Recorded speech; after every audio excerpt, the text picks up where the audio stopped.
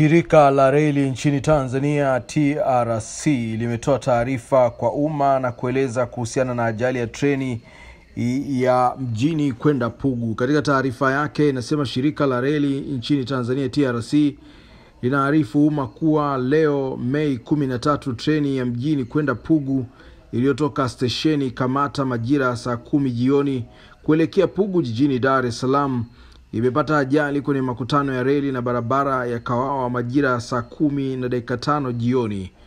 Kufuatia ajali hiyo iliyohusisha mabehewa 12 yaliyobeba abiria takriban 1200, wataalamu wa shirika pamoja na timu ya afya ya shirika walifika kutoa msaada wa huduma ya kwanza, ambapo majeruhi 10 wakiwemo 2 wanaume na 8 wanawake wamekimbizwa katika hospitali ya rufaa ya Amana kwa matibabu zaidi. Chanzo cha ajali hiyo ambayo imesababisha mabehewa 6 kuathirika bado hakijafahamika na shirika litatoa taarifa zaidi.